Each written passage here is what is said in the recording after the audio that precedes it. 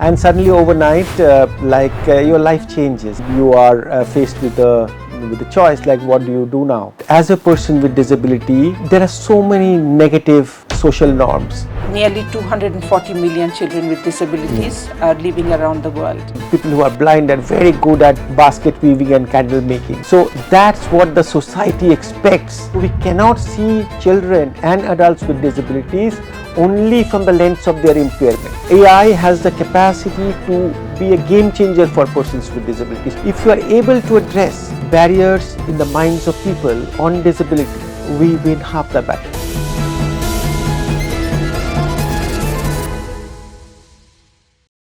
If I may, let's start with this conversation with the incredible journey that you have had. How you haven't let the accidental disability to prevent you from achieving your potential. Rather, you accelerated your role in helping and inspiring so many others globally. To start about my personal story, to start from the beginning, I come from a very regular family. My home is a place called Siliguri in West Bengal, in Darjeeling district. I was born there, I studied there.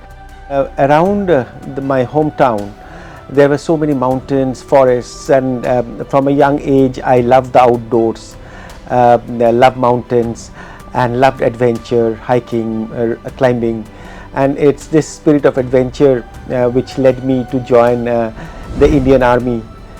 So I got commissioned in the Indian Army after my graduation, and it was in 2000 that I got injured in an operation and became blind due to an explosion.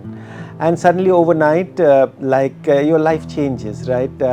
There's so many things you take for granted that you are not able to do, and that's what hits you, and then you are faced with a choice, like what do you do now? What I found was that I was lucky. I had a very, very supportive family and a strong set of friends. The organization I worked for, the military, really stood by me, and it's this support system that enabled me to make a comeback, right, so to say. Wonderful. The resilience combined with the support system of your friends, your employer, and the society around you. Mm-hmm. So what I was saying, that a lot of things that you take for granted, you have to do differently, right? So that's when you realize that as a person with disability, there are so many negative social norms, so many stereotypes. I tried to explore what are the opportunities outside the military. So as I was exploring, I told that person that I was a major in the army. I have led complex operations, I have led people, and so on. Now I'm blind. What can I do outside? That person told, yes, computers are good, but people who are blind are very good at basket weaving and candle making. So that's what the society expects out of young people and persons with disabilities, and that starts when you are a child. So you are told that you are not able to do this.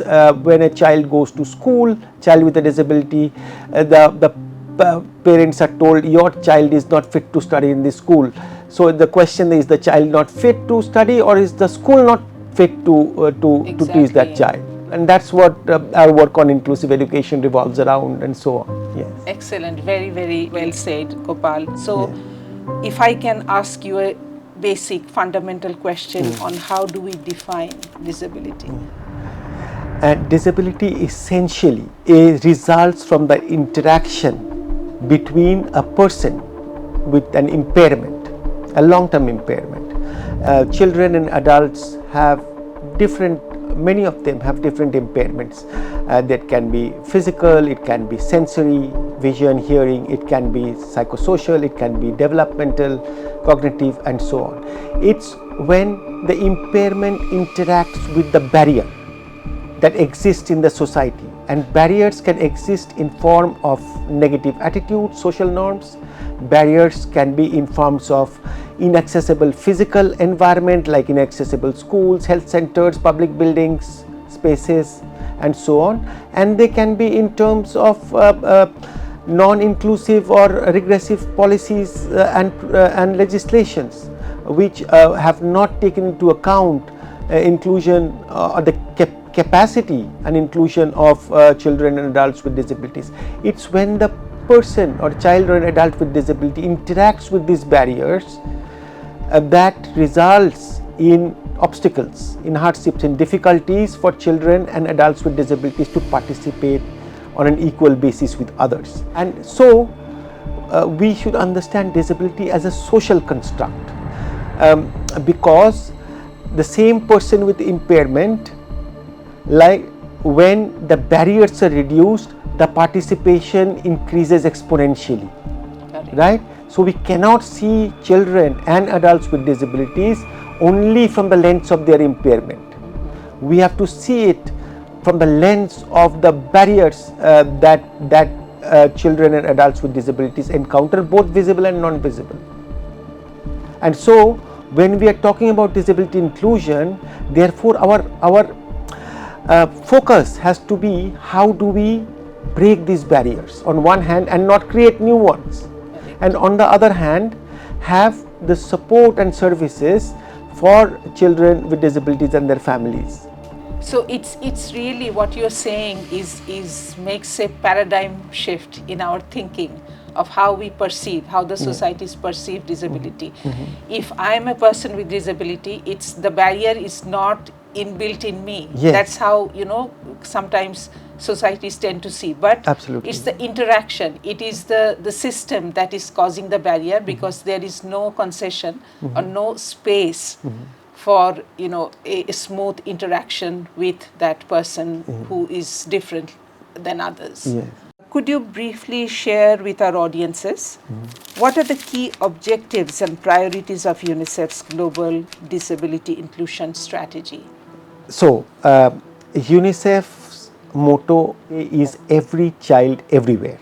So our disability inclusion work focuses on making intentional efforts across all that UNICEF does to ensure that children with disabilities are included and not left behind, and which includes, which I said in the previous kind of reflection, that we address the barriers that children with disabilities face on one hand, and be very careful that we do not create new ones, right?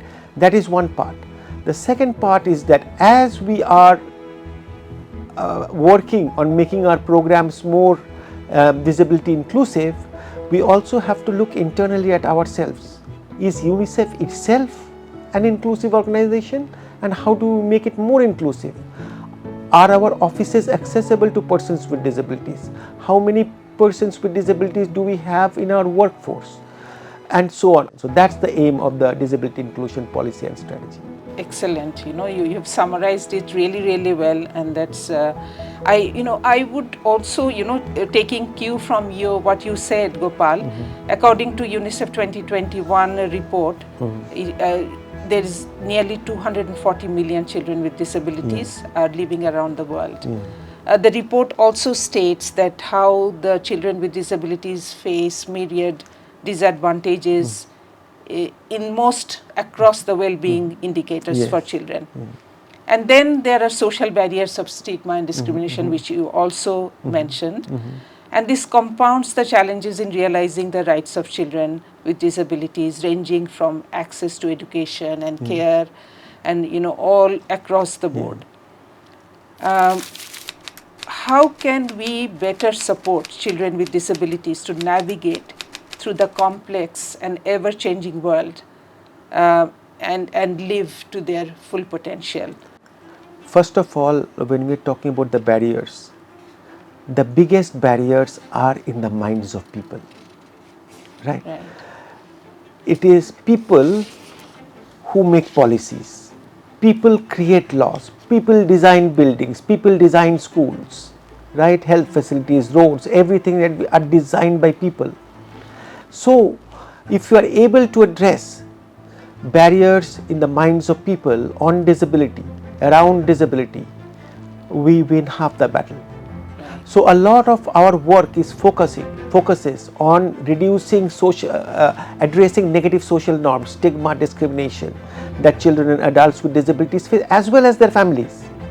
If you see a child with disability is born, the mother is told that it's a curse for some of her deeds in her previous life or earlier, some other times. There are perceptions yes. like that. So we have ways and means to address, to work on social behavior change. That's what UNICEF does very well. So we focus on that. So once you address the barriers in attitude, social norms, it is also important to promote accessibility. Accessibility is the basic prerequisite for inclusion. What do I mean by that? Schools, health centers, public spaces have to be accessible.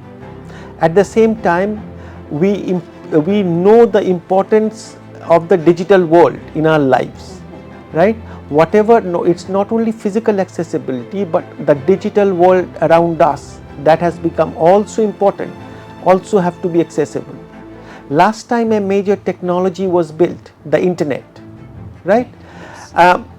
Persons with disabilities, accessibility was not considered. Most of our digital platforms were not accessible. We have tried to retrofit it, but retrofitting is so much more expensive and it's often not possible. So what we are also advocating is now another major technological leap will happen in forms of artificial intelligence. Correct. So our message is, we are speaking to all the big companies that let us not repeat the mistakes that we made while we designed and developed the internet.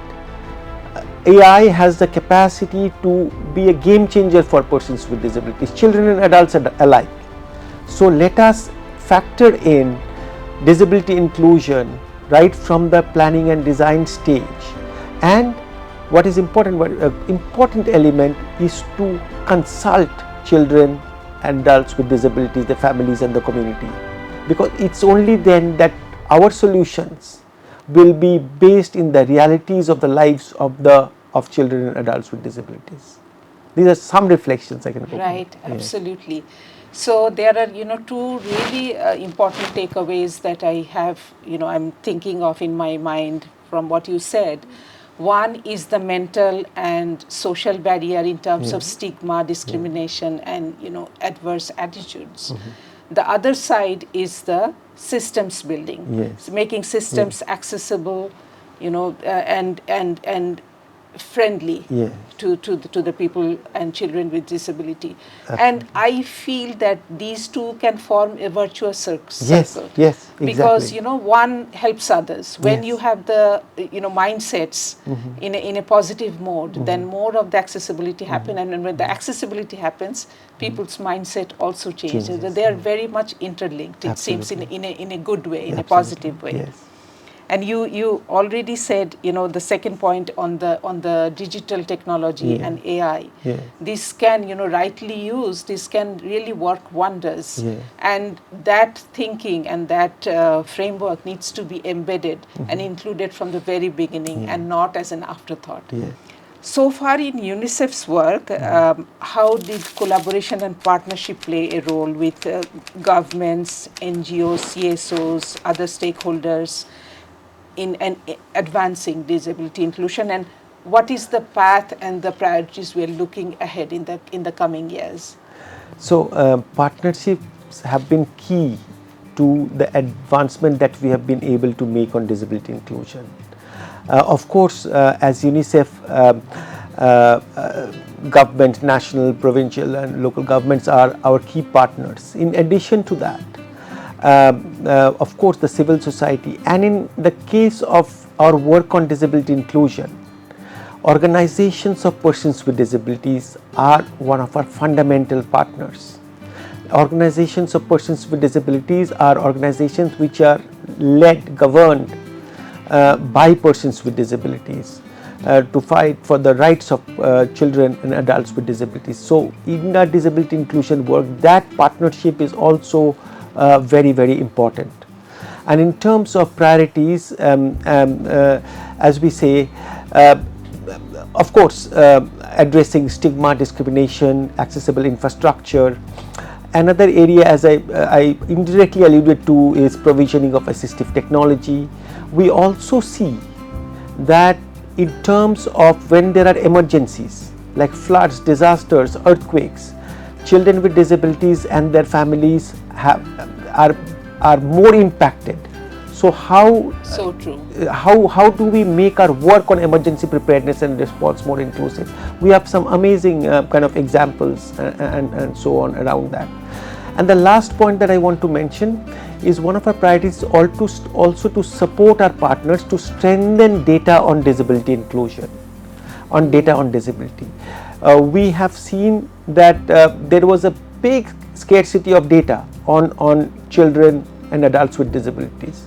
So a lot of our work focuses on how we support our partners, governments nationally and at the state level to strengthen data on disability inclusion, because for children with disabilities to count, they must be counted. Otherwise, there is no way we'll be able to scale up disability inclusion. Right. And the community mobilization element that you have talked about, Yes. the social and behavioral change, that plays an important role to take that partnership to grassroots and really Absolutely. down to where it's much needed by the Absolutely. communities. Absolutely. Gopal, we are coming toward the end of the podcast. Do you have any parting thoughts for our audiences in India? We have to see children and adults with disabilities by what they can do, not by what they cannot do. Because every human being, irrespective of whether the child or an adult has a disability or not, have capacities, have potential, and it is the opportunities that we get actually results in what we become in life. So we have to look at each one of us, whether we have a disability or not, including at children with disabilities, on what they can do and what opportunities, how can we expand the opportunities that are available to children with disabilities. It's only then that children with disabilities will go up to be contributing young people and contributing citizens of the country. Thank you. Thank you, Gopal. It's been such a pleasure to have you in UNICEF India and also have this conversation for our audiences. We thank you, and we really hope under your leadership we will create a huge momentum in disability inclusion in going forward. It has been very inspiring and exciting, and I'm so lucky to have amazing colleagues that we have at UNICEF, and I really mean it. Thank you.